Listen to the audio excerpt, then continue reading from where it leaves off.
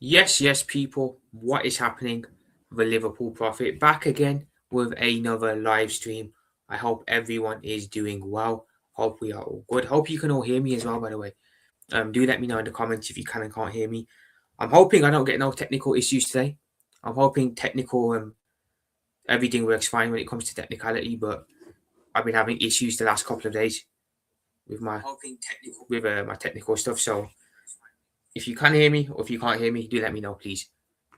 Much appreciated. Uh,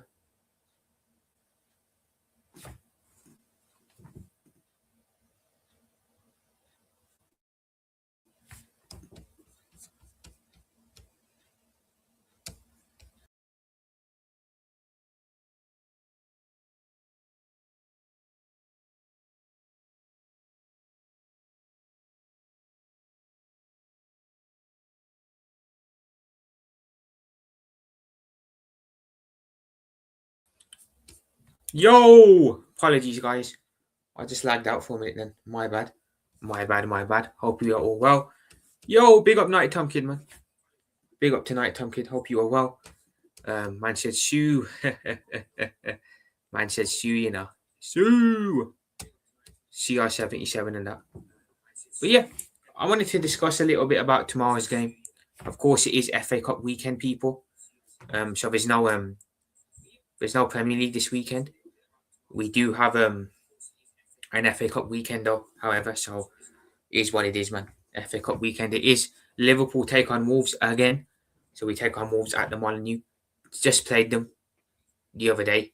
I lost 2-1. Now we go back there and take them on again. Discuss about that. We'll talk a bit about yesterday's games as well, people. I see Chelsea lost to I see Chelsea beat Villa. United finally lost in the Carrick. Um who else played last night? Arsenal beat Brighton. Some controversy around that game as well. A lot of people unhappy with the way Arsenal are playing football. But anyway, hope you are all well, people. But if you lose against them, it's going to be dark. It is going to be dark, but it's going to be very, very dark if we lose to Wolves again. Put it this way. If you lose to bottom of the table 2 weeks in a row, regardless whether it's a league game or not,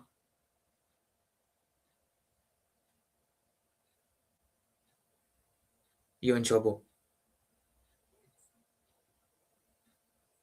Big, big trouble. United are always poor versus 10 men. They are always poor against 10 men. That is true. That is very, very true, Night Tom Kid. I'm unsure, man, where to start here. I'm unsure where to start. Should we start with talking about Liverpool's game coming up? Or should we talk about yesterday's results? Either way is good with me, people. Either way is good with me. I guess we'll start with yesterday's results then. Oh, the Brighton manager came out and openly criticised the way Arsenal play football. Yes.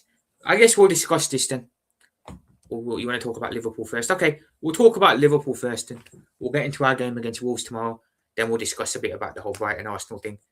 We'll talk about other results as well that happened yesterday and what could happen going forward. So, Wolves versus Liverpool tomorrow. Okay, so I'm going to be honest, people. I did a match preview for the game, thoughts and feelings, predicted lineup, score prediction. If you haven't seen it already, do check that out. But just clear up first. And okay, brother, no problem. So yeah, let's be honest. We should be getting the 3 points tomorrow. I say 3 points. We should be getting the win, and we should be advancing to the next round. There's no excuses not to. There is genuinely no excuses not to. Wolves, like I said, they beat us midweek. We were terrible in that game. I did a watch down for the game. We were absolutely crap against them in midweek. We played a relatively strong side as well. The side that we played, it's the side that I expected to start. I predicted it in my starting my match preview before I did. Well, I predicted it in my starting lineup, should I say? Yeah. What am I on about, people? I predicted it in my match preview. When did I do the match preview now? The game was on Tuesday. Monday, I predicted in my match preview on Monday. It was a strong side that we played against Wolves. Like I said, McAllister was there, Gravenberch was there, Salah, Van Dijk, Alisson, all the big boys were there. A relatively experienced squad. There's no excuses to go away to Wolves and lose 2-1 with that team. None. What excuses can you make? It's pathetic. It is straight up pathetic. I can't even predict anything. Maybe it goes. Depends. Potentially, bro. I wouldn't rule it out. Well, Liverpool on that much form, like United, they might win, but performance isn't great. That's it. That's how I've seen Liverpool so far this season. Football's not great. Performances aren't great, but we get results. We get results, if you know what I'm saying. And that would be okay if you're a club that will accept that. But for us, with the squad we have, that's unacceptable in my opinion. There's no reason why we should be in a position where we're having to do that. Just boycotting the way we play football and just getting results. It shouldn't be happening. It shouldn't be happening. Let's put it like that. But let's be honest, we were dire against Wolves all game on Tuesday night. Again, they sat in a low block, sat deep, gave Liverpool the ball. Liverpool were toothless. Against West Ham, we moved the ball quickly, with intent, with purpose, and we scored 5 goals. Everything we did well against West Ham, we did the exact opposite against Wolves. We reverted back to being crap. Reverted back to this possession-based rubbish that we're seeing. And it's just, again, boring. Under Jurgen Klopp, every time Liverpool get the ball, every time we run the flanks with it, Trent would put a cross in, or Robbo would put a cross in. Now, every time we get on the flanks, instead of putting a cross in, we go back to a midfielder. And then sometimes we end up all the way back with Alisson.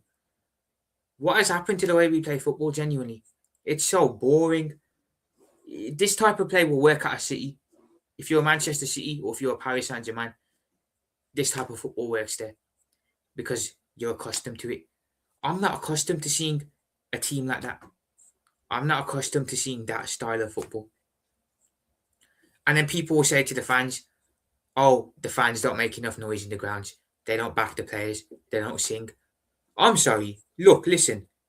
At the end of the day, you go to the ground to see your team win and win playing good football. Ultimately, you will go there to watch them win.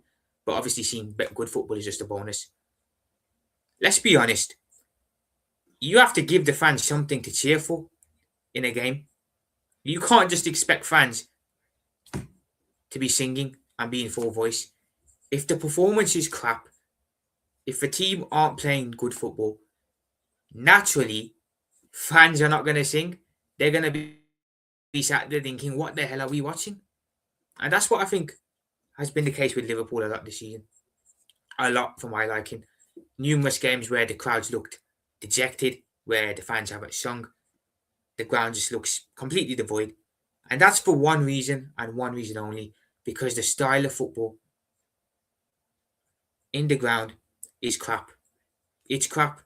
You never had to worry about singing and the fans being in full voice when Klopp was manager, because you knew every single game we were going to see good football. We were going to see our team do their best and entertain us. This season, I can't look at it and say that. That's what I'm saying about my team too. Yeah, facts, bro. That's not just for Liverpool thing. That's for every single club. If you can't give your fans something to cheer about and sing about, they're not going to sing. They can't just sit there and sing if they're dejected and bored. That's not how it works. Fan classed out on the fans. Yeah, you told me about this. You said he was having a go at your fans for not being vocal enough or something like that. When they're playing crap, what will we sing for? Exactly. What will we sing for if a team is playing crap? What are Liverpool singing? I say Liverpool. What are we singing for? Nothing, right? Can't just sing for the sake of singing. I hate people who say that, man. That we're the problem because we're not supporting the players. And when we're always chasing the game and sideways. Yeah, facts about Nighttime Kid. Big up Nighttime Kid, bro. I appreciate that. Thank you, brother. I appreciate you, man. Big up yourself, man. Every single time.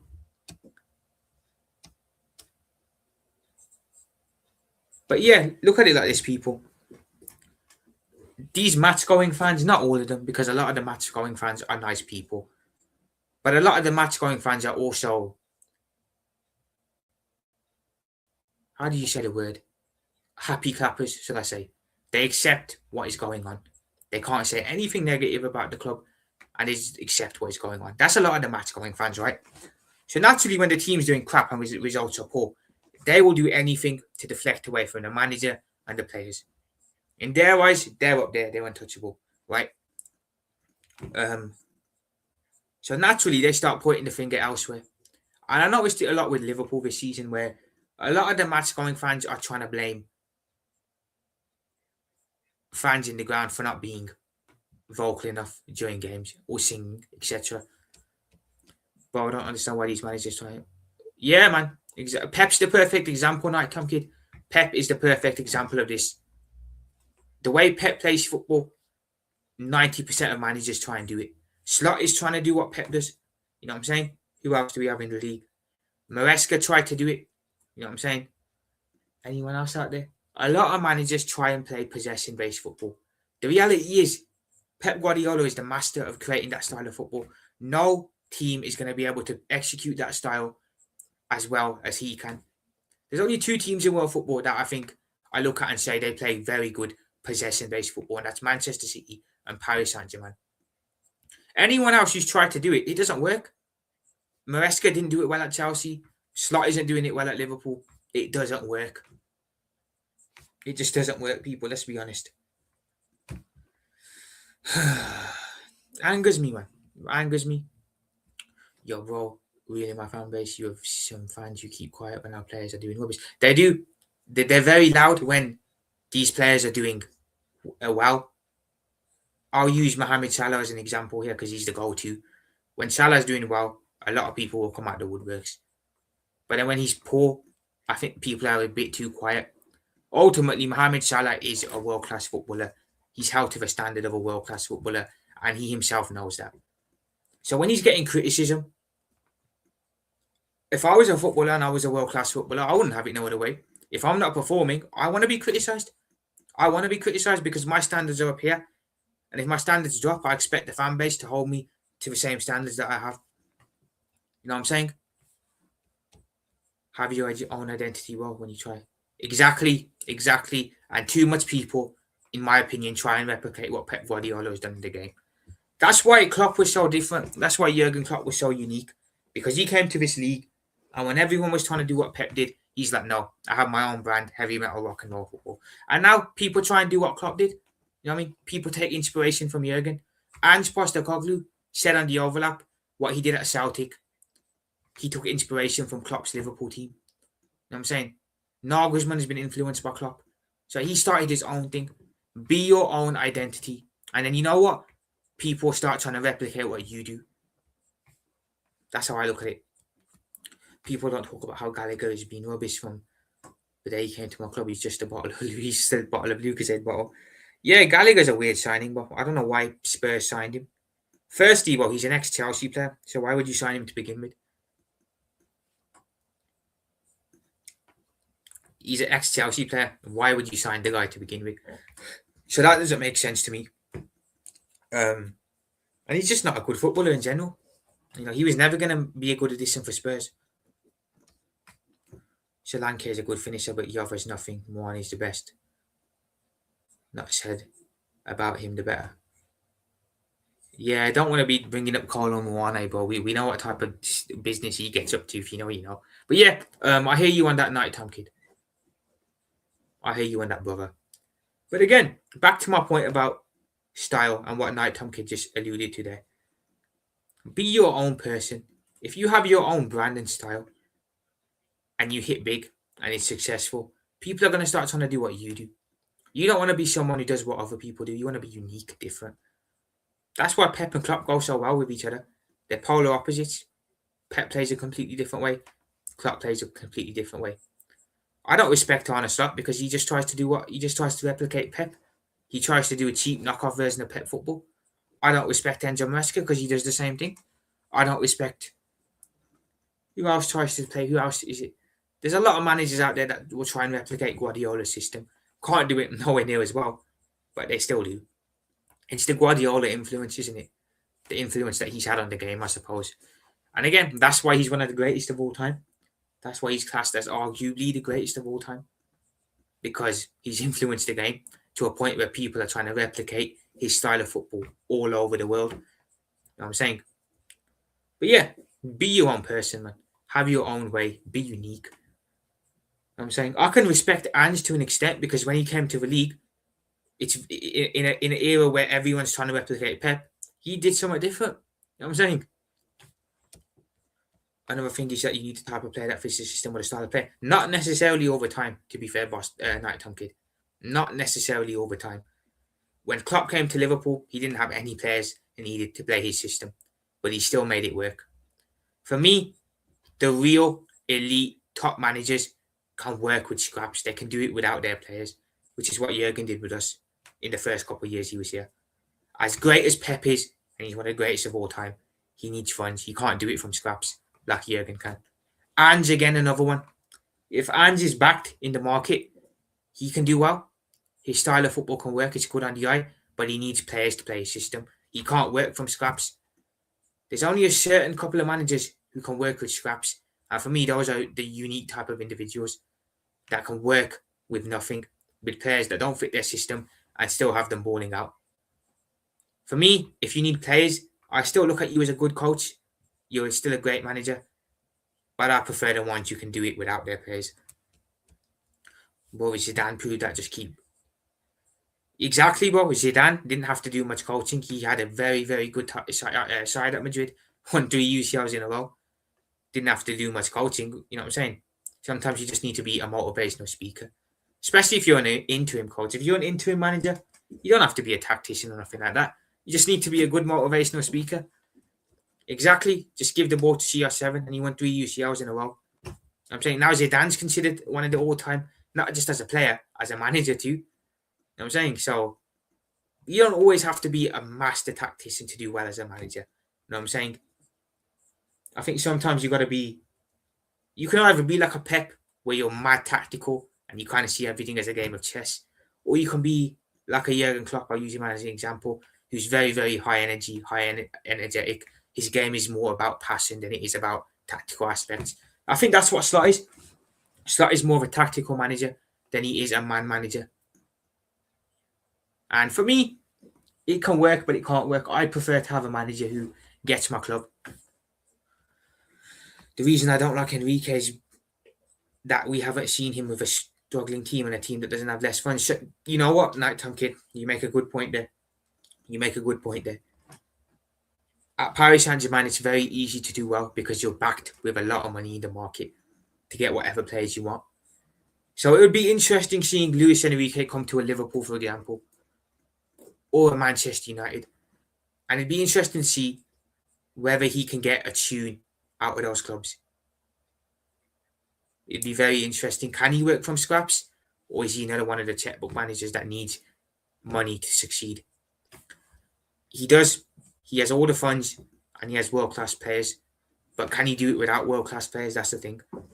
That's why I'll always hold Klopp in high regards. I don't care what anyone says. For me, Jurgen Klopp is one of the best managers of all time. Because he did it with, let's be honest, the team that he had was a mid-table team. The Liverpool team that Klopp took over was terrible. It was a very bad Liverpool side. I wish I could bring it up, but I don't even know if it will come up now.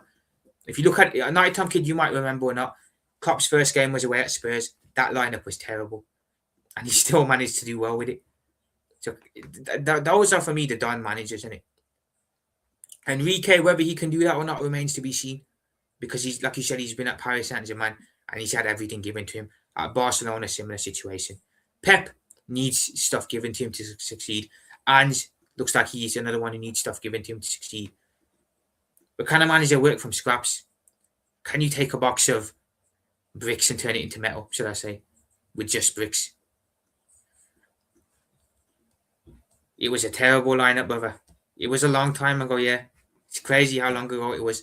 2015, which is mad. But yeah, this is for me what makes and breaks managers. You know what I'm saying? I have more respect for someone who can work with scraps because it shows to me you don't need money to be successful. With a Pep, I respect him, but I don't respect him at the same time because I'm like, okay, but you can't do nothing without funds. You can't do nothing without backing. You know what I'm saying? So yeah, people, that is that about the manager thing. Moving on from the manager situation, let's get back to this cheering in the ground and not being vocal enough.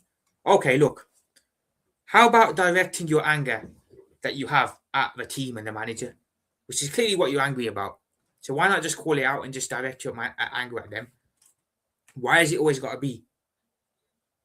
Why has it always got to be that you direct your anger everywhere else except where it needs to be directed at? I saw a woman on YouTube the other night. I think this was after the Manchester City loss a couple of weeks ago.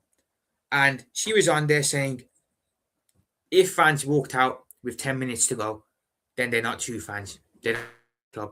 I'm sorry, what? Tell me you're local without saying you're local. Obviously, this woman was a local fan, born and bred Scouse, and she gets to the games no problem, home and back. But to say anyone who walks out of the ground with 10 minutes to go or 5 minutes to go isn't a true fan, do you understand the journey that some people have to take to get to games, especially if you don't live in Liverpool? People sometimes have to travel from all the way down from Brighton, up from Brighton to Liverpool. It's not easy. So sometimes people have to just leave early because they want to avoid the traffic on the way home. I'm saying. And let's be honest, that City game was a disgrace. Liverpool were terrible. Why would you stay till the end? You should be booing the players for performances like that. I might be in the minority on that. I might be being negative, but you should be booing players when they put in displays like that. This whole you got to support no matter what is rubbish. You do that, the mentality just drops. Players just be thinking they can get away with anything. This game is just win, win, win. That's it. Exactly, bro. Sit back and just watch the team do nothing and we're just supposed to sing. Ole, ole, ole. No. No. Fuck off, man. With that type of mentality. Trying to say we're not real fans because we don't sing. Because we don't sing in the grounds, we're not real. Give us something to sing about then. Pathetic behaviour from people, man. Again, it's just people who don't want to call out the situation for what it is. Because they're angry at the result. Because they're really angry with what's going on at the club. But they don't want to say nothing because they don't want to lose their club access and that. It's very easy to point the finger and say, oh, it's because of the match going, it's because of the fans there. We didn't win. Because they left early, the players didn't feel the support. Get the fuck out of here. Get out of here, man. That's not how it works. Give me something, give us something to cheer about, give us something to feel good about. Then we can cheer the players on. You know what I'm saying? I'm not just going to sit there and sing for the sake of singing. I look like an idiot. But my club is the prime example. Fans travel and spend a lot of money to watch. You do nothing exactly. With Spurs, it's really bad. Nighttime kid. Because a lot of the time, Spurs don't put in performances. It's all well and good losing. I'm sure people can accept their team's losing. I'm sure people can accept a team losing. But what you always have to see in a team, no matter what, you have to see a team fighting, a team competing on the pitch, giving their all, not just for the badge, for the shirt and for the fans as well. That's the minimum you can expect from your team. And Spurs players, the reason I don't respect Tottenham players is because they've never done that for as long as I've lived. Every time Spurs go away to their rivals, they get absolutely cooked. You know what I'm saying? Absolutely smashed home and away against Arsenal. No fight. No fight, no heart, no desire, nothing. Okay? If Everton ever rocked up in a Merseyside derby and put in a display like Tottenham do, the way they do against them whenever they go away, whenever they play Arsenal, there would be riots, there would be protests, it would not be tolerated. Spurs fans really should riot. They should be absolutely livid when they lose to Arsenal, especially when they lose in the manner they do. Exactly, it's not negative, bro. Give us something to cheer about. Trying to scapegoat. Trying to scapegoat. Yeah, that's it, scapegoating. Bro, what 40-20 fans are going to impact the game if they leave, bro? Exactly. What will it do? It will do nothing, man. It's just it's an easy cop out, isn't it? Let's be honest, Nighttime Kid. It's an easy cop out for these people who don't want to call stuff out for what it is.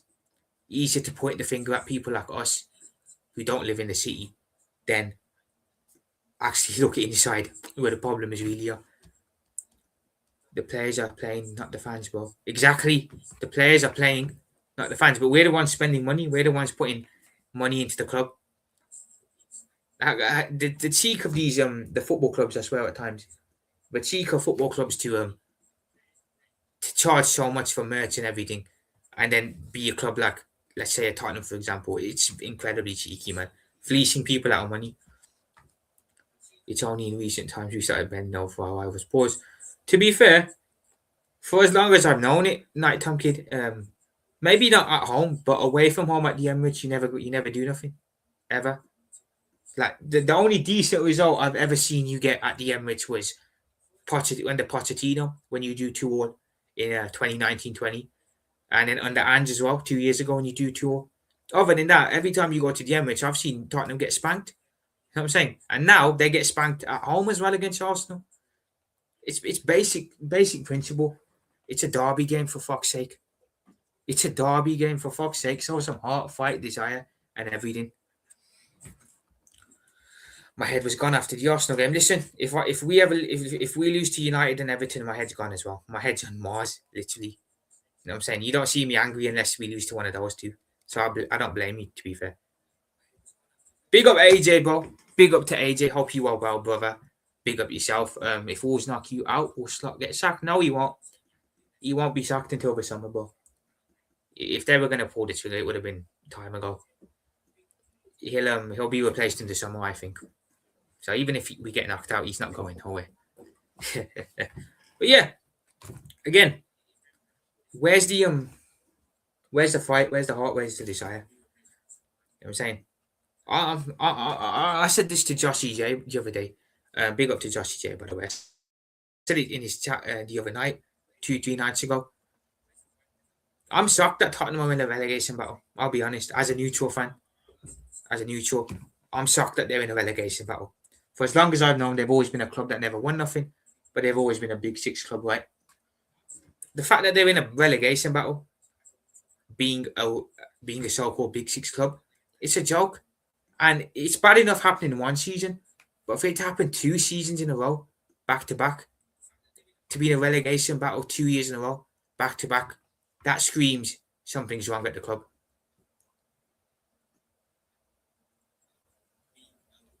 It screams something is wrong at the club.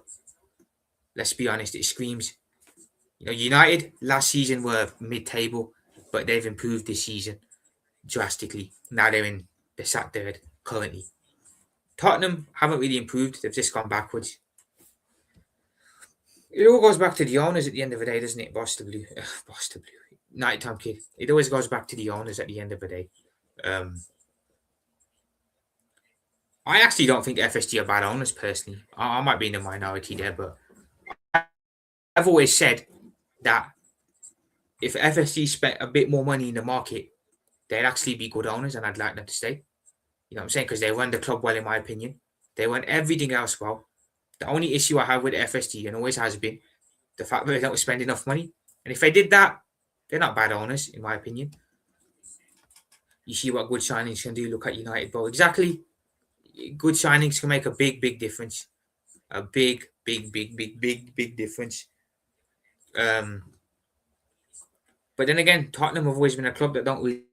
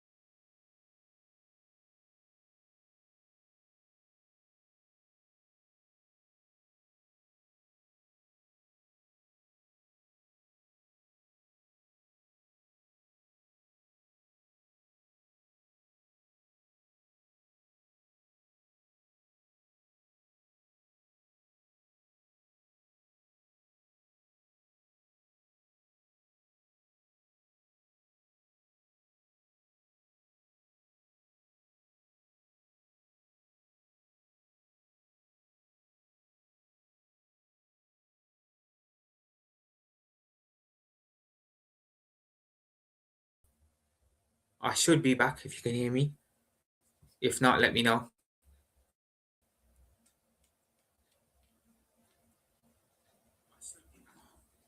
Technical difficulties, man. It's all right. We did well.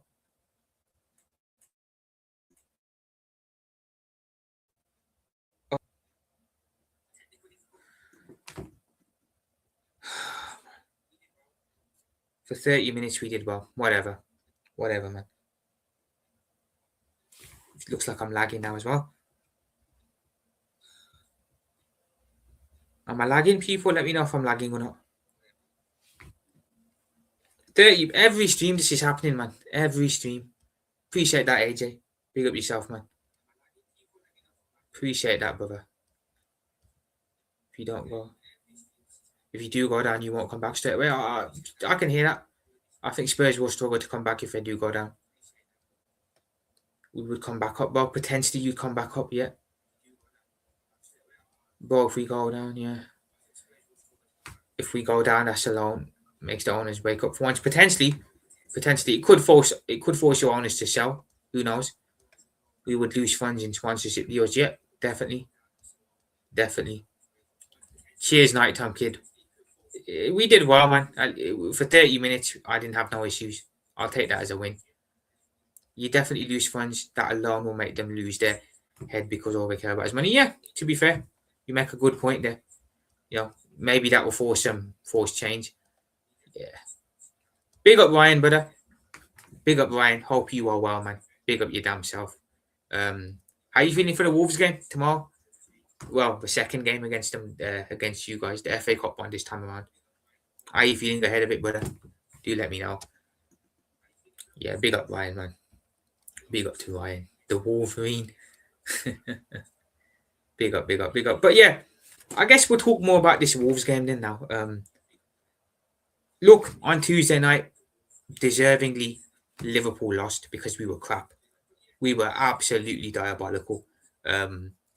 Wolves, like I said, sat in a low block, made it hard, and they only went forward maybe 3 or 4 times in the game. But every time they did go forward, they caused us problems and they scored. You know what I'm saying? They had about 4 clear-cut chances. They scored from 2 of them. You know what I'm saying? The first goal that Wolves scored, very poor defending from Liverpool. Van Dijk completely misses a header. Konate, for whatever reason, is all the way next to Van Dijk rather than being over there. A lot of space there for Wolves player to run in, and he did. We were gifted an equaliser. Salah bags. Didn't have a great all-round game. Mohamed Salah, for me, didn't have a good all-round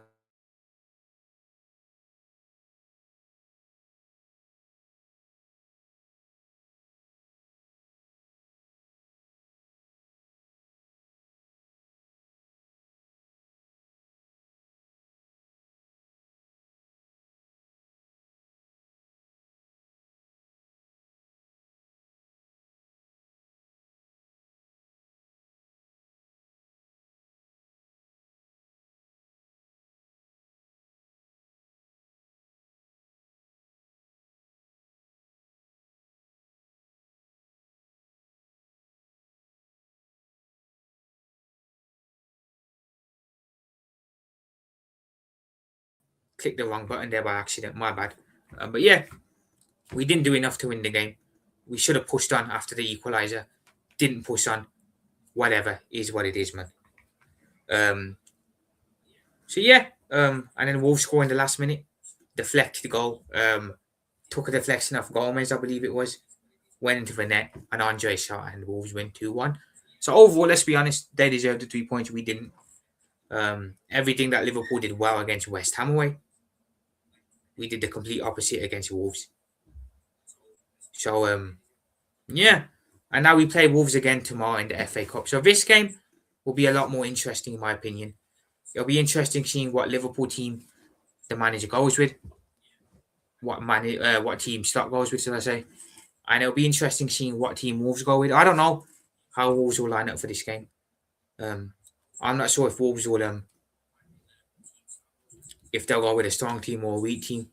I don't really see why they wouldn't go strong, to be fair, because at the end of the day, they're gone down in the league. They're not staying up, so they're pretty much relegated, no disrespect. So I don't see why they wouldn't just give it a go in the FA Cup. and go strong for this game. As for Liverpool, I don't know. We went strong against Brighton last round, 1-3-0. We went relatively strong against Barnsley around before that. But I don't know for this one. You got Ryan, man. I think our lineup and setup will be pretty similar.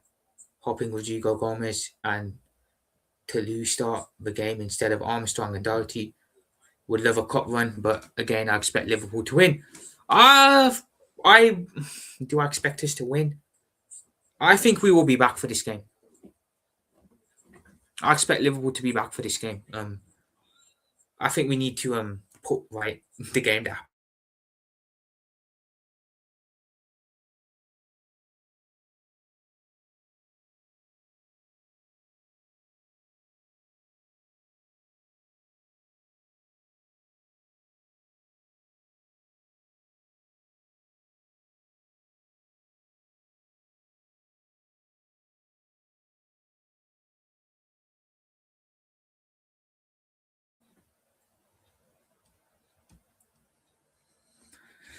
Technical difficulties, man. Oh my god. I should be back now, people. Let me know if you can hear me. So you expect Liverpool to win, Ryan? I expect I'm back. Brilliant. Brilliant. Fucking StreamYard, man. Stop. StreamYard does my head in.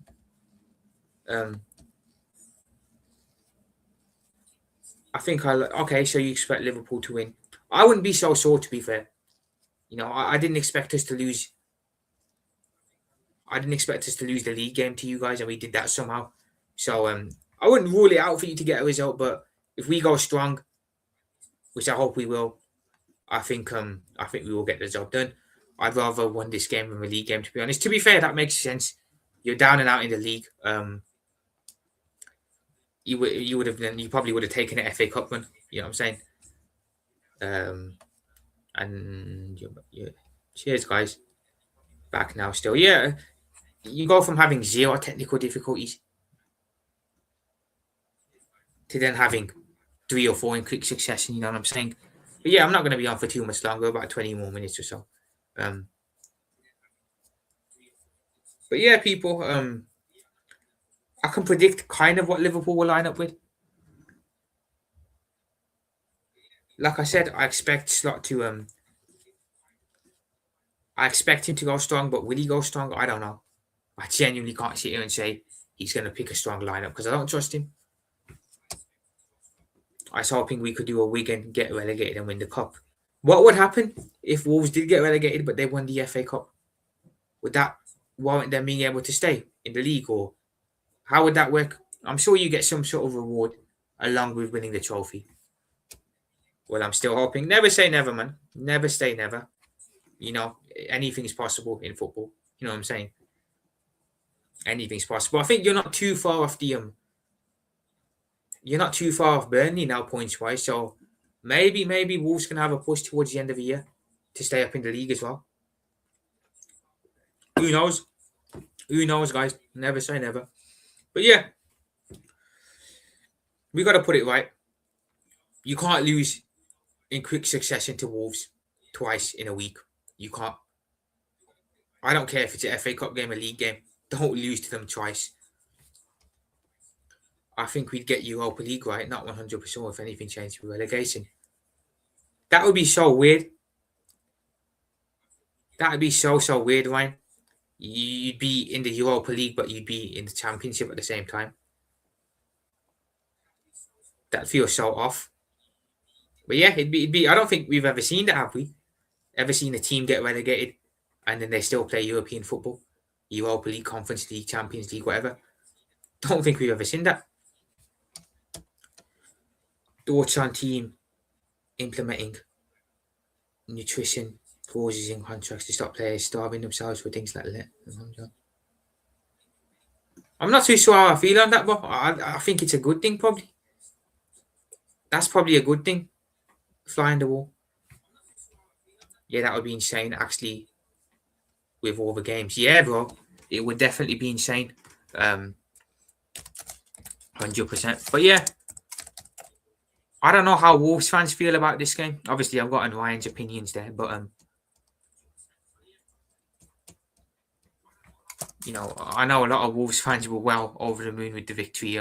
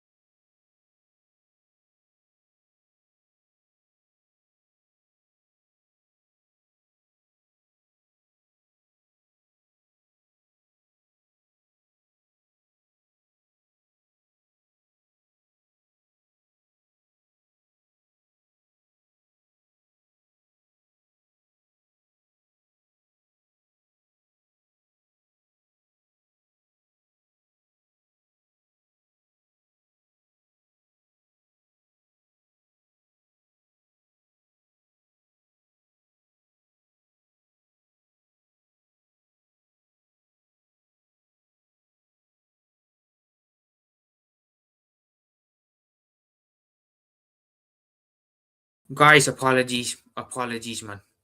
StreamYard's having an absolute nightmare today. I hope I'm back. Fucking, that's pissing me off now. It's 3 days in a row where I've had issues with this shit. Fucking pissing me off, man.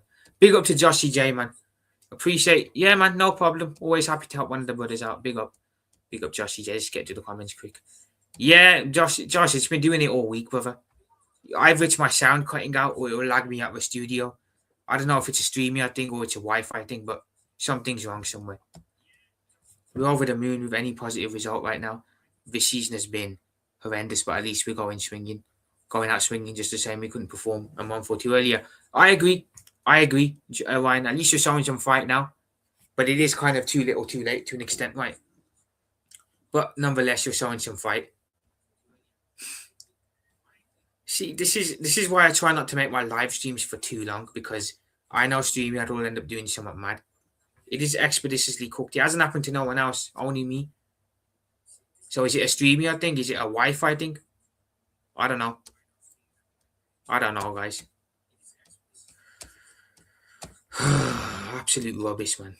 I hate it though because it ruins the flow that your streams on when it happens.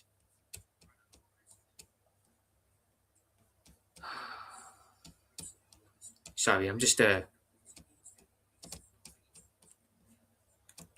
I'll just give you guys my predicted starting 11 for the game as well. We'll discuss a little bit about the Arsenal thing as well because I know the Brighton manager made some comments on Arsenal, I believe it was. He said something crazy and Arteta didn't like it, so we'll discuss a bit about that as well. If I just so yeah, here we go, people. If I just share the screen. Big up Brian, brother. Big up Brian. Big up to yourself, man. Hope you're well. Big up Brian. Hope you're well. Appreciate you being in, man.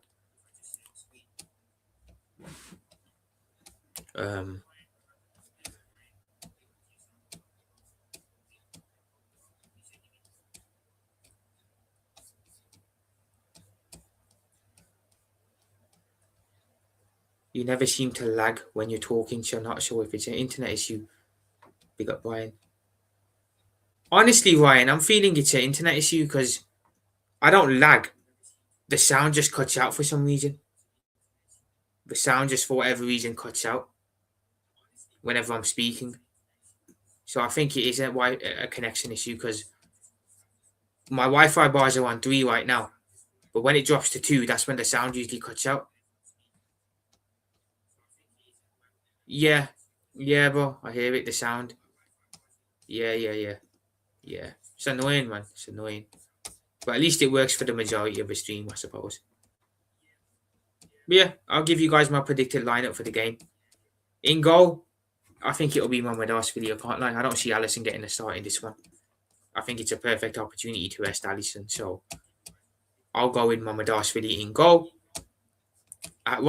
In the right back position, it was Frimpong on Tuesday. For this one, I can see the manager going with Joe Gomez. I can't lie, which is not too bad because it's still some experience, I guess. But I can see rotation there. At centre back, unfortunately, we can't really rotate. We can't rotate at centre back, which is an issue. So it's going to be Virgil and Ibu again there, which again is a bit of a. They weren't great in the game on Tuesday. Both of them were really, really poor for the goals. So let's see if they can be better for this game. But yeah, we can't rotate because we have literally no options at centre back. They're all injured. Left back, Kirkes played midweek. I think Kirkes is the one who will play the big games. So for this one, I think the manager will bring Robertson in. I think he brings Robbo in. So here we go, Robbo here. The double pivot midfield, it was McAllister and Gravenberch midweek. I don't see that being the case tomorrow. I think Jones will come in. Curtis Jones comes in. Next to him, I actually think the manager will go with Trey Nione. I think he'll give some youth a chance. Again, you're mixing a bit of experience with some youth there. Jones are an experienced pro at Liverpool now. Nione, of course, the youngster. Off the right, again, it could be Chiesa. It won't be Salah. I think he gets rested for this game. So naturally, you'd think Chiesa. But I've got a feeling we're going to see Frimpong playing off the right wing again. He's done it before. He's looked decent there, albeit it's not his natural position. So I think Frimpong plays right wing again for this game. We'll see how he gets on. In the 10, with Wirtz out, it'll be Szoboszlai. Off the left, this is the good news. Gakpo won't be playing the game. Gakpo is missing, so there won't be no Cody Gakpo. I say he's missing. He'll be rested by the manager most likely. So I think we're going to see Rio and Gamora, which I'm actually happy with because I like Rio quite a lot. I think he needs more game time, but again, with Slot, it's never going to happen.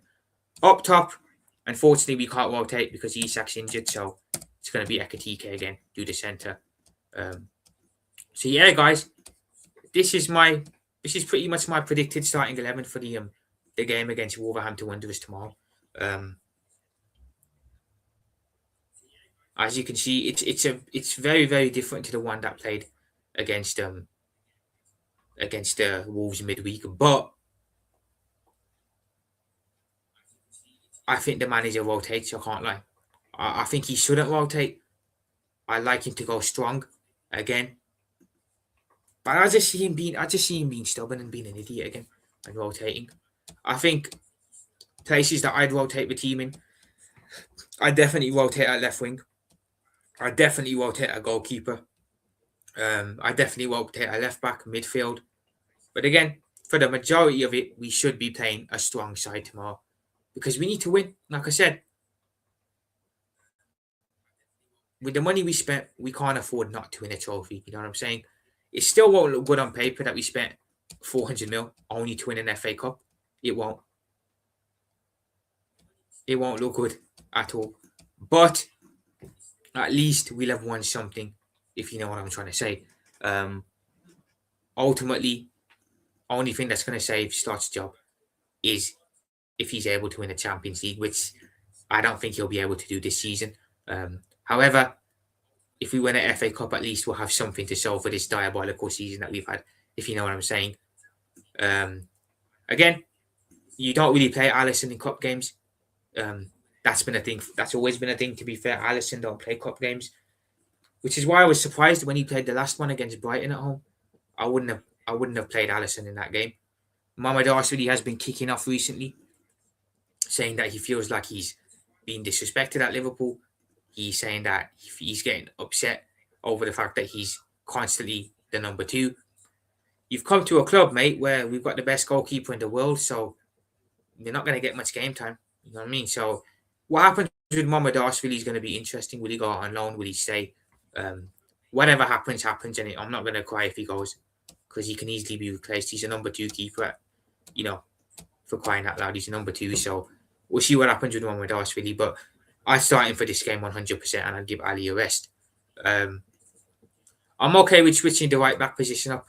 Frimpong played there on Tuesday. I'm more than happy with allowing Gomez. Yeah, it's still experience at the end of the day. Gomez is still an experienced pro at Liverpool. Unfortunately, because we've got no options, we can't rotate at centre back at all. Left back again, rotation's perfect. Kirke's out, Robbo in. Robbo's of course always reliable. Midfield again, Gravenberch and Maka out. I wouldn't be playing them in a cup game, so I think Jones will definitely start. He might not play Nione next to Jones. He might end up playing someone else, but I think it will be him. I'll be honest. So if it's not, don't be surprised. But that's just my prediction. I think the double pivot gets changed up top across the front line. I'd like to see Federico Chiesa personally. I'd like to see Fede start off the right. But I got a feeling we're going to see Frimpong off the right wing again. He looked okay there the last couple of times we've seen him, whenever he's played there. So we'll see how he gets on in this game. What's Niona like? Heard he's a talented player, but not watched him. Doesn't get enough minutes on the slot. Doesn't get nowhere near enough minutes on the slot. If Klopp was still the manager, Niona would have a lot more minutes. He'd have a lot more game time, but on the slot just doesn't give him the time of day. You know what I'm saying? I think with the youngsters at Liverpool at the moment, they're in a really, really bad position because they don't get games unless it's cup games, and even then at times we don't get games. Klopp could bring a 16-year-old from the academy into the first team and have them thinking that they're prime Messi or Ronaldo. Literally, he brought Conor Bradley against Chelsea and we won 4-1. Didn't have to do that. Look at Conor Bradley now. Sometimes you have to take a risk with youngsters. You know what I'm saying? You just have to take a risk. And Slot, he doesn't seem willing to want to take risks with them, which I don't like. You know what I'm saying? So Niona has a talent, but he just...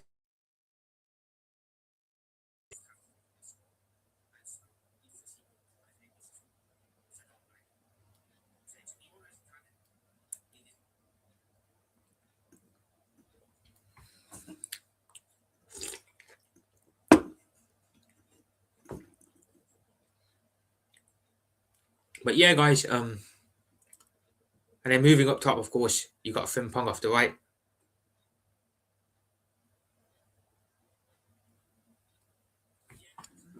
Frimpong off the right wing.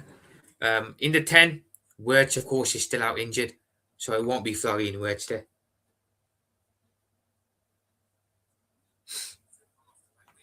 So it will be Dominic Szoboszlai playing in the 10. No issues there, to be fair. I'd rotate, but we don't have the options really to rotate. Who else is going to play in the 10 other than Wirtz and Szoboszlai when they're available? So for this one, Szoboszlai plays in the 10. Off the left again, this is where I'm happy. We won't be seeing Gakpo for this game because, of course, Gakpo is one of Slot's favourites, and most of Slot's favourites don't play unless it's the big games. So Rio gets a chance at last. And again, every time Rio's played, he's impressed me. He looked good against Wolves when he came on, looked like a bright spark. Almost scored, hit the post. Every time Ngumo has come on, I've been impressed. Scored the winner at the beginning of the season at St. James's Park. People forget. So this kid's a talent. He's a talent. But he just, again, isn't getting enough game time and he isn't getting enough chances at Liverpool. Again, another player that would have thrived under Jurgen Klopp. Would have thrived. You know what I'm saying? It's ironic that a lot of the players that Slot has frozen out would have thrived under Klopp. Chiesa would have been adored by Klopp. He would have adored him because of the work rate, the mentality, everything. Unfortunately, we have Slot now here he's not giving the youth any sort of chance at all. So end goal for this game. If he balls out, it doesn't really matter if he balls out if he has a good game or not. We know the manager still will not give him a chance going forward. He won't. So yeah, and then up top, of course, it's going to be Hugo Ekitike, isn't it? We can't even rotate up top with the striker situation at the moment because Isak's out injured, of course, and it's been Ekitike pretty much week in, week out. Now people tell me Ekitike's had a drop off in the second half of the season. He has, and it's understandable. You know, when you're playing week in, week out and getting no rest, it's going to happen. So we are missing Isak now because now that Ekitike's had a dip, it would have been good to have Isak around so we could rotate more. Unfortunately, we're going to have to wait until after the March international break to be able to do that. Big up King, bro. Big up to King, man. Hope you are well. Make sure you show up to my brother King, man. Another one of the Fellowship of the Realist. Good 11, but I don't think Rio or Neo and I will get picked by Slot after the embarrassment. I hear that. I can see could see Gravenberch playing again or McAllister playing. As for Rio, I swear, if these youngsters don't get an opportunity in the cup games, I don't see where they get opportunities. I genuinely don't, because they don't get opportunities in the Prem. There's no chance Rio will play a Prem game or anyone else, any other youngster, should I say? So there's an issue there. If they don't play in the cup games, where are they going to play? You know what I'm saying? But I hear it. I don't know what the manager's going to do. I try and do the lineups based off of what the manager will do, not how I would do it. Because if I would do it, I'd get it completely off. Because what I do and what Slot would do, two completely different situations there. I'd go stronger than this personally. I think other than the goalkeeper, I'd pretty much go with a full strength team. We have to win this competition, in my opinion. We have to win it. Like I said, we're probably not going to win the Champions League. It's a big, big long shot we win that. So this is something we should be taking serious. Slot made a big mistake in the Carabao Cup when he didn't take that competition seriously, when he decided to just blatantly disrespect it and we go out against Palace. Can't afford to make that mistake again. Can't afford to. So I'd go strong tomorrow, get the win, advance to the next round. Will he do that though? Who knows? Who knows what our manager's going to do? Because we genuinely don't. I can't say. Other Liverpool fans can't say. Again, we can just speculate. You predict him to do something and he'll do the complete opposite. You know what I'm saying? But that's roughly what I think the team will look like tomorrow. Heavily rotated, which is a problem because if we go with that team and Wolves go full strength, that could be an issue because their full strength team bullied our first team midweek. So what chance does this team have of going away to the Molineux and getting a win? But I like to see us get some sort of revenge. Like I said, you lose twice to Wolves in 1 week, it'd be a disaster. So I think Liverpool will get back to winning ways for this game. I do see us getting back to winning ways. I think we'll win. I don't think it'll be a comfortable win, mind you. I think it'll be a close game. But I back us to get our revenge on Wolves and I back us to advance to the next round of the FA Cup. As for my score, in my match preview, I went with a 2-0 win, I think. A 2-0 away win. I don't think it'll be nothing mad crazy. I think we'll do just about enough to get the job done. So I'm going to go with a win. But again, I wouldn't be surprised if it goes to penalties. I genuinely wouldn't be with the way Liverpool play at times. So I think this will be a tight game. But I've got to back Liverpool to go to. That's the team. And yeah, got to back the boys, man. Got to back the boys. And yeah, so that's the Liverpool-Wolves game. I do think we'll advance and we'll go through. But who knows, man? We'll have to wait and see how it goes tomorrow. Going to have the watch-long planned as well. So fingers crossed. I'm going to have to double-check the Wi-Fi a couple of times before I go live tomorrow. Because I don't want to have no technical issues like I did in the last stream. So we'll see what happens there. But now, I guess we've discussed the Liverpool-Wolves game. Ryan's given his thoughts on that as well. The chat's giving their torch too. I wanted to touch on the comments that the Brighton coach made on what's the Brighton manager's name? Is it Fabian Hertzler, something like that? Made some comments on after the Brighton move Arsenal game yesterday. I believe his comments were something along the line of only one team were trying to play football yesterday. It's embarrassing, etc. Now, I didn't watch the Arsenal versus Brighton game yesterday. I decided to watch the Villa Chelsea one. Ultimately, I think I made the correct choice because the Villa Chelsea game was a lot more interesting and was actually a decent watch. Arsenal, no disrespect to their fans and anything, but they were a very boring side to watch. Very defensive. Their whole game plan really revolves around corners, revolves around getting set pieces. It's a very defensive way of playing football, should I say. I know people will say cowardly. I'll say defensive because it does come off at times. But they're not good to watch. So I stayed away from that game. Brighton are a team that always like to have the ball. They always like to play. So I expected Brighton were always going to be the ones who played the good football. But I didn't watch it. I opted for Chelsea Villa, which was a brilliant game. Chelsea absolutely wiped the forward Villa with ease, and Villa falling down the table very, very quickly. But yeah, his comments were basically saying only one side were trying to win the game yesterday, and it's embarrassing. And to an extent, would you agree with him? Would I agree with him? Now, Arsenal fans would agree with him because a lot of them hate Arteta. Me as a neutral, Arsenal have gone 6-7 years without.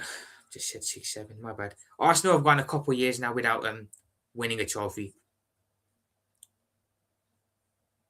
If I'm Arsenal, I don't really care how we get the wins or how we get over the line and win this league. Just get over the damn line. You know what I'm saying? Just get over the line. I know Arsenal fans want to, they want to see good football and that. Ultimately, let's be honest, I think most of us know, as rivals know, that if Arteta wins the league title this year, there's no chance he's going to be sacked by Arsenal. He's going to be their manager next year. But they agree with him because a lot of them don't like him. I look at it and think they've got to do what they got to do to win. They've gone so long without winning anything. Like, they haven't even won a cup or anything. They've gone so long without winning anything. Arteta has never proven he can get over the line. That team have got question marks about their mentality, have done for a couple of years. They haven't shown they can get over the line. They've got to do whatever they can to win, let's be honest. Even if it means playing football the way they play football. It's not appealing on the eye. It's a bad style of football. Big up Nighttime Kid, man. Big up Nighttime Kid. It's a bad way of playing. But it is effective at times. You know what I'm saying? Arsenal are a team that they don't actually play football per se, but they rely a lot on set pieces, corners to score goals. Their time waste a lot. It's not It's not pretty. It's certainly not pretty, but it's effective. And I think the Brighton manager, you just need to get on with it, mate. You know what I'm saying? You just need to get on with it. Brighton had about 60% of the ball yesterday, not surprising. We didn't really do nothing with it, though. You know what I'm saying? Arsenal scored their goal early on, and then they kind of just weathered it out. From what I heard of the game, didn't watch it, didn't see much, didn't even see the highlights, but it wasn't a good watch. It was a relatively bad watch for Arsenal fans. They were not happy with what they saw. But on the other hand, people, City dropped points again. City dropped points to Nottingham Forest at home, 2-2. So big up to Forest, went away to City, got themselves a big point in their relegation fight. As for City, look, people say Arsenal are going to bottle it, they don't have the cojones and that. We need to stop thinking that City are going to all of a sudden go on a madness and go on a run. They're not going to do that. This City team are not going to do that. When City have gone on mad runs in the past, they turn it on after January and they go on winning ones starting from January on. We're in March, people, and they haven't shown no consistency. They're not going to go on no run. They're not amazing. If they win the league, it's because Arsenal let them win it. Let's be totally real. So let's not sit here and act like City are amazing and they're going to go on a win. They're not. And they proved it again yesterday. Again, they dropped points, 2-2 at home. And to me, as a neutral, it just looks like City are not bothered. I get the feeling that they're not bothered. I look at Pep. He doesn't seem bothered about not winning the league. You know what I'm saying? Normally, when Pep was on it, he'd be livid if City drop points. I see him on the touchline. He's not even mad that they've drawn 2-2. I see him in press conferences after the game, post-match interviews. He's not even mad. I mean, the guy just looks like he doesn't care. And because he doesn't care, that mentality is gone on to the City players and they don't care. Like, again, City could be level with Arsenal if they weren't dropping so much points, if they had stayed consistent. Arsenal, granted, they should be walking this title. They should be clear points-wise, and they're not. And they've made it a title race when it shouldn't be a title race. But, I don't know, man. City just don't look serious at all.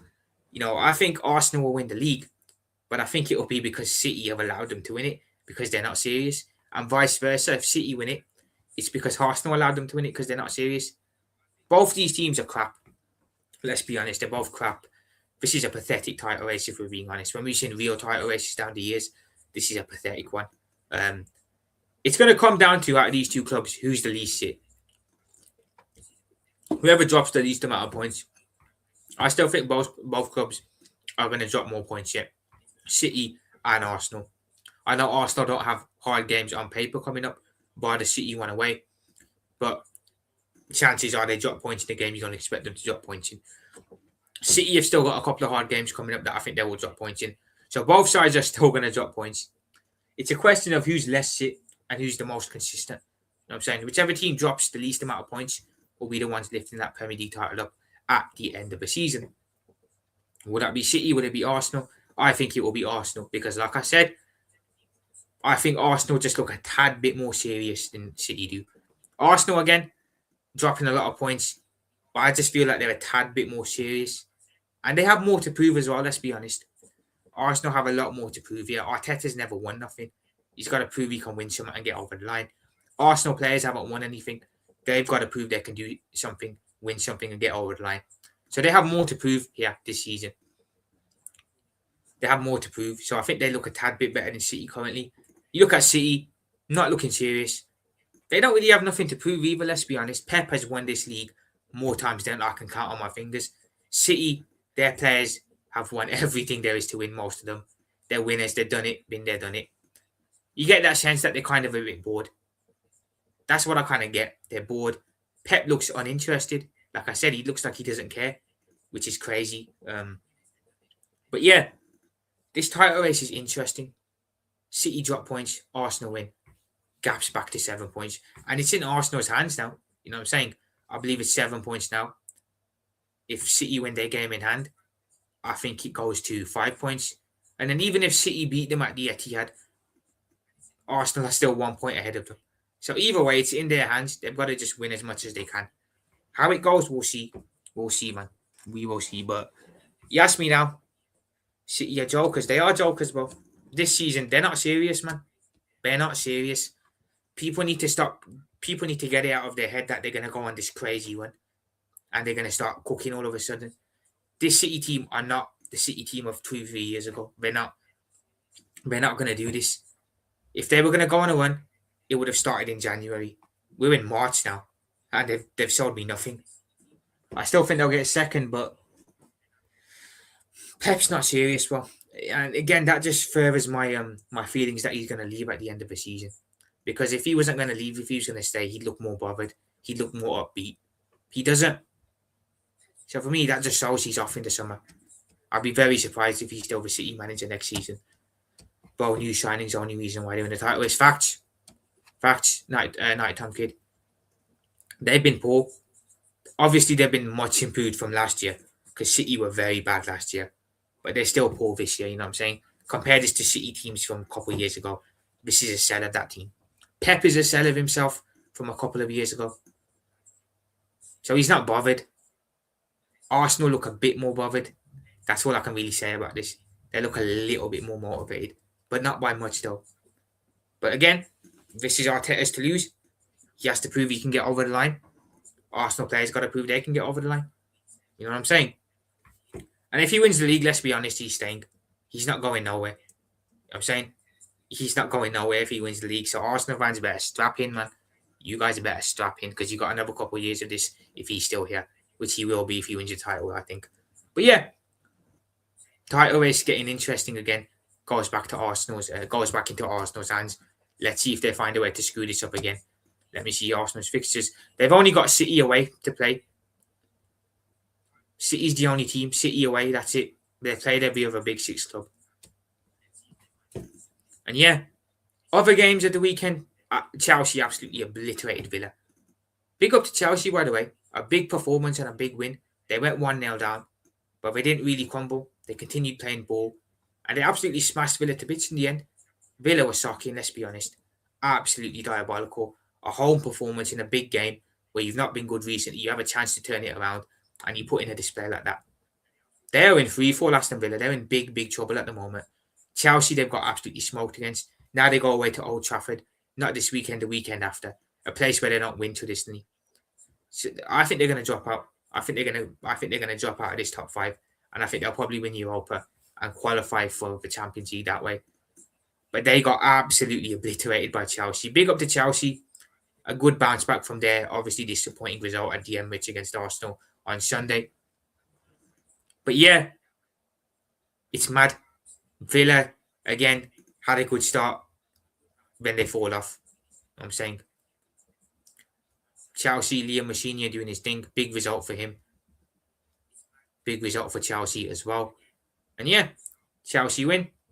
I think Chelsea will get top 5, but I think they'll probably finish 5th if I'm being honest. But yeah, Villa are in trouble because I don't think they're going to beat United weekend after next either. So we'll see what happens there. Other results of the night. Newcastle versus Man United. Okay. I mean, I could say I told you so, but whatever. Newcastle beat Manchester United at St. James's Park. With 10 men, Manchester United lose against a 10-man Newcastle. They actually made Newcastle look good with 10 men, which is mad to say. Deserved win for Newcastle. Even down to 10 men, never gave up. Gave it their all. Deservedly got 3 points. And again, I told everyone that this United manager bounce was gonna run out, and it has by the looks of it. They don't have any easy fixtures. They don't have easy fixtures, but they're not hard either. Arsenal have fell off from a more favourable position than this, but like you said, City aren't that team anymore, so I expect Arsenal to win it from here. That's how I look at it, Ryan. Arsenal are going to be less crap than City, and I think they win it because of that. They have Bournemouth and Everton, Fulham, Palace, West Ham, Burnley. Those aren't hard games, let's be honest. Newcastle's at home. I expect them to beat them at the Emirates. Burnley ain't going to be hard. West Ham, if it's away, might be a tough one. They'll beat Palace. Fulham, they'll beat Fulham, and they'll beat Everton as well. These are the games they have. Yeah, it's only West Ham that I think will be a tough game there. Great finish by Osley. Oh, who's playing, Ryan? Man City too. I forgot that City got to play Chelsea, and they've got to go West Ham as well. City's next game is West Ham away. They could drop points there. They could drop points in that game. Who knows? But I'm glad United fans are finally back down to reality. All this Carrick's at the wheel. There are United fans out there, genuinely, and I know them, they're good people, so big up them, that were actually sat there saying to me, if Amrim had been sacked sooner and Carrick had come in, they'd be winning the league.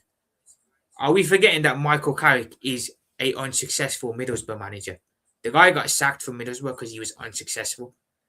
And he was going to win. This is what I'm saying about people getting overly carried away after a couple of good results. Carrick did his thing, came in, steadied the ship for a bit. But let's be honest, since the Arsenal game, they haven't played well. They've been getting results. Yesterday, their backsides fell out. Newcastle down to 10 men with a better team against them. Deservedly won as well. Lemenge, this Sunil Lemenge guy, apparently the best goalkeeper in the league. Should have saved that second goal, if we're being honest. Newcastle could do something. Not at the Emirates. If it was at St. James's Park, maybe. At the Emirates, Arsenal will beat him. That was the guy who scored the winner for Newcastle. Might have butchered the spelling of his name. Yeah. I remember now. But United were poor. Let's be honest, they were terrible. They weren't great against Palace either, but they got the win there. And then they weren't even great against Fulham at home, and they got the win there. So other than the City and Arsenal games, they haven't been great. They've been papering over the cracks with the results. The results are finally dried up. We'll see now. Do United kick on from here again, go on another one, or does normality resume at Old Trafford? Do they go back to reverting back to type, or will they bounce back? We'll see. But their next game is Villa at home. We'll see how that goes. Big up to Newcastle, by the way. That was a big result for them. They're not having a great season. They've been poor. House under pressure. down to 10 men. They put in a performance like that at home against an inform United side, got 3 points. That can do well for their confidence. Could be big for their confidence as well. So big up to Newcastle for that game and for the win as well. They deserved it. But yeah, that's all the evenings. That's all the results, man. So United lost, Villa lost, Chelsea won. We're still above Chelsea by 3 points, I believe. But the gap between us and Villa stays the same, doesn't it? So we could have been level with them, I believe, or above them even if we'd won our game. But it's just so annoying when they drop points and we should have won our game and we didn't. It is what it is, man. And then there's a game on tonight as well. Tottenham versus Palace, I believe. An interesting game there. West Ham won yesterday as well. A big win against Fulham away. Forest got a good point against City at home, away as well. Spurs have to respond and get a win today. Will they though? We'll have to wait and see how it goes. Villa missing McGinn, Kamara, Tielemans badly. 100% Ryan. 100%. I feel like they're going to fall off in the league and they're going to probably go all out for the Europa, to be fair. I'm seeing the signs already. They've lost third just like that. They were clearing third. They were sat clearing third a while back. Now they've lost it. You know what I'm saying? But yeah, title race is interesting. Relegation battle is interesting. And top 5 race is also interesting. We'll see where it goes. But people, that's it for me today, man. I appreciate every single one of you who has locked in. I'm going to head off. I'm going to go enjoy the rest of my evening. Just do some other stuff. Appreciate everyone being locked in. Had technical difficulties again. But it's still been a decent stream nonetheless. You know what I'm saying? It's worked for the majority, so we'll take that. We will take it. Before I go off, quick word call to everyone. Big up to Ryan. Big up Ryan, man. Appreciate you being in. Big up yourself. Big up, bro. Big up Night Tom Kid. Who else was in here? Big up to King, man. Make sure you shove to my brother King. Another one of the Fellowship of the Realist. Big up to Brian. Big up to Mr. Joshy J, man. Legend as well. Make sure you shove to Joshy J. Big up to Flying the Wall. Was there anyone else in here that I've missed? Big up to AJ, of course. Legend AJ himself. Big up, brother. Legend as well. But yeah, that's everyone, I believe, people. I'll be back tomorrow with the watch along for the Wolves game, the Wolves Liverpool game in the FA Cup. I had I had quite a couple of technical issues in my last watch along. I'm hoping that I don't have too much tomorrow, but who knows? It is what it is, man. I'll still find a way to make it work, regardless. But yeah, big up to every single one of you that has locked in. Appreciate you all. I'll be back tomorrow. Speak to you soon. Catch you all in a bit. Laters. Liverpool Profit out. Peace.